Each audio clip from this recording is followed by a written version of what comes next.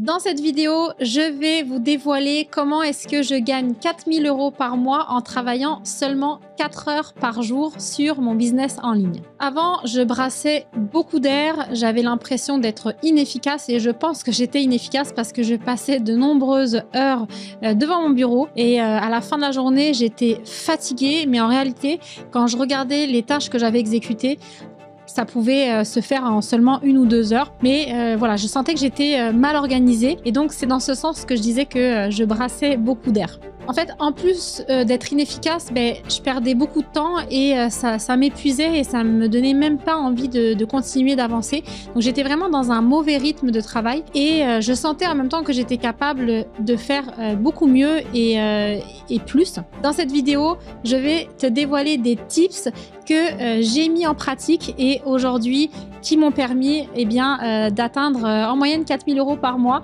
en travaillant seulement 4 heures par jour.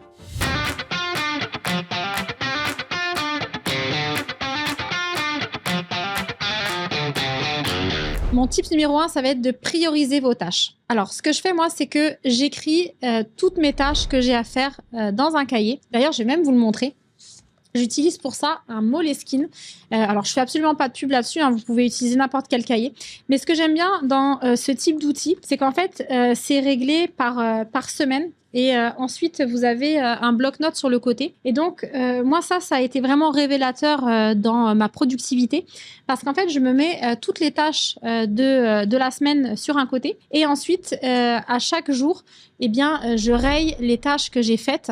Et ça me permet déjà de visuellement me rendre compte de ce que j'ai fait. Aussi, un sentiment de satisfaction d'avoir exécuté une tâche, de l'avoir réalisée. Et ça me permet aussi de me rendre compte d'ici la fin de la semaine, qu'est-ce qu'il me reste à faire. Donc ça, c'est un premier tip, ça va être de prioriser vos tâches et de vous les noter. Donc les noter sur un cahier parce que si vous faites comme moi, que vous les mettez sur des post-it, mais vous allez avoir plein de post-it partout à la maison. Vous allez perdre la moitié de vos penses-bêtes et vous risquez malheureusement de manquer des tâches à faire et à prioriser. Mon conseil numéro 2, ça va être de vous fixer des tâches dans un temps donné et de vous y tenir. Ça va vraiment être important d'avoir une deadline et quand c'est passé, vous devez arrêter. Comme quand vous étiez à l'emploi, vous aviez un patron qui vous disait vous devez terminer ce dossier avant 17h. Gardez ce même rythme-là parce que c'est vrai que quand on devient entrepreneur, quand on fait les choses pour soi, ça va être le défi justement de bien se cadrer, bien s'organiser et on peut vite se laisser dépasser et après manquer de productivité. Donc, reprenez cette petite obligation que vous aviez lorsque vous étiez à l'emploi. Fixez-vous un temps donné pour une tâche et vous allez voir que vous allez travailler beaucoup plus efficacement. Par exemple, quand j'ai fait mes premières fiches produits pour ma boutique, ça va vous paraître énorme, mais je mettais 3 semaines à faire une fiche produit parce que je la retravaillais, parce qu'elle était jamais assez bien, j'étais trop perfectionniste, j'étais trop dans le détail. Et je me suis dit, mais je vais jamais avancer, je vais jamais faire des ventes avec ma boutique.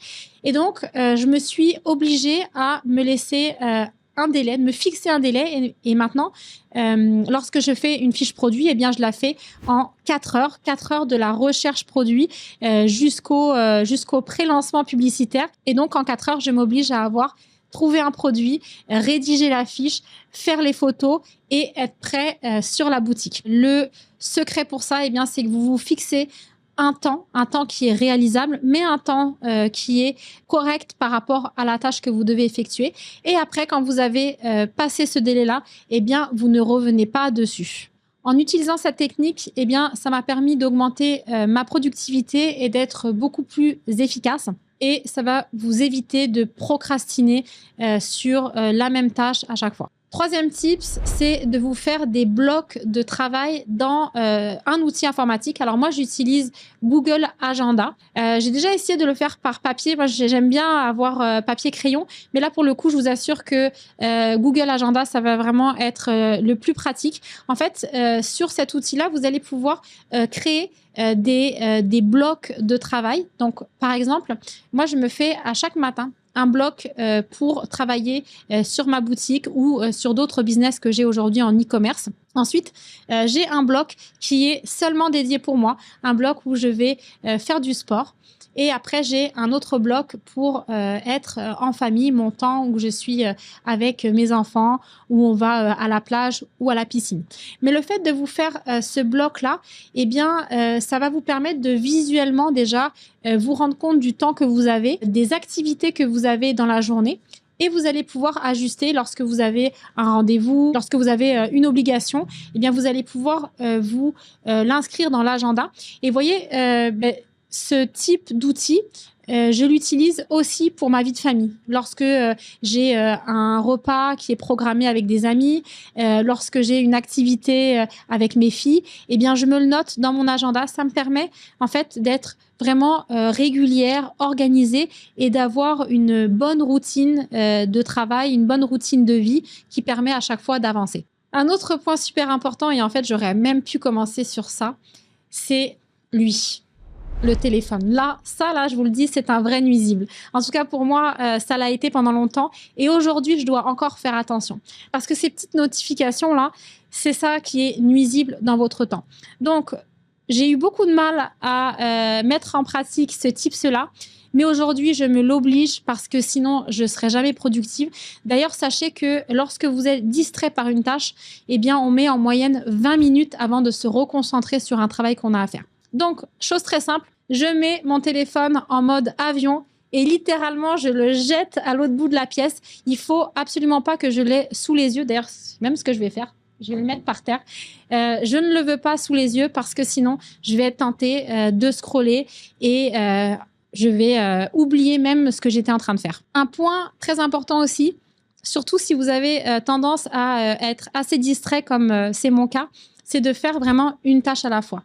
Moi, j'ai réalisé, alors je ne suis pas TDAH, mais j'ai quand même réalisé que j'avais beaucoup de mal à me concentrer sur une tâche et que le moindre bruit, le moindre distraction visuelle, je partais dessus. Donc, c'est souvent un travail que je dois refaire sur moi, mais c'est un tips que vous allez pouvoir mettre en place si vous êtes distrait, c'est une tâche à la fois. Par exemple, lorsque vous êtes sur votre business et que vous êtes en train de faire une recherche de produits pour ajouter un nouveau produit sur votre boutique pour vos clients, faites que ça. Ne commencez pas à aller voir les ventes que vous avez fait dans la journée, combien est-ce que vous êtes rendu de chiffre d'affaires. Faites une tâche à la fois. N'oubliez pas, vous avez un deadline, vous vous êtes fixé un temps pour finir cette tâche-là, donc restez focus. Et ça m'en vient à mon prochain tip, ce qui va être hyper important, c'est de faire des pauses. Obligez-vous à faire des pauses entre chaque tâche. Même si c'est des petites tâches, faites une petite pause. Par exemple, le matin, j'aime bien commencer par aller voir les ventes que j'ai fait la veille, faire quelques analyses sur ma boutique. En général, ça me prend pas beaucoup de temps parce qu'aujourd'hui, ma boutique, elle est automatisée. Donc, si ça me prend, par exemple, juste un 20 ou 30 minutes, eh bien, je vais aller m'octroyer une petite pause où je vais littéralement sortir de mon bureau. Je vais aller me chercher un petit peu d'eau. Je vais boire une gorgée. Je vais respirer un bon coup et ça repart sur une prochaine tâche. D'ailleurs, on n'oublie pas, on raye la tâche qu'on a exécutée. Moi, je me le mets, même quand c'est des petites tâches comme ça, je mets analyse boutique, je raye et comme ça, j'ai ce sentiment de satisfaction d'avoir exécuté une tâche et d'être rendu à la prochaine activité de la journée. Mon dernier point, pour moi, c'est quand même important. Ça va jouer dans votre productivité et dans votre organisation. C'est tout simple, mais c'est de manger sainement. Oui, ça paraît idiot de le dire comme ça, mais faites l'expérience d'aller manger du fast-food et ensuite d'aller travailler ou d'aller manger quelque chose de plus équilibré. Donc, pas forcément une salade, mais par exemple, un petit peu de viande, des féculents et des légumes. Eh bien, quand vous allez être sur un repas beaucoup plus sain, vous allez avoir une digestion qui va être plus rapide et vous n'allez pas vous sentir complètement avachi sur votre chaise. En tout cas, moi, les rares fois où j'ai fait un bon gros repas le midi, j'étais pas productive pour travailler et j'avais juste envie d'aller faire une sieste. Donc, dernier point, c'est ça, c'est manger sainement le midi, manger quelque chose de plus léger pour pouvoir être productif, pour travailler en après-midi, ou simplement comme moi, comme je vous le mentionnais, maintenant je travaille juste les blocs le matin. Eh bien, le fait de manger plus léger, ça me permet d'aller faire du sport en après-midi et d'être mieux dans mon corps.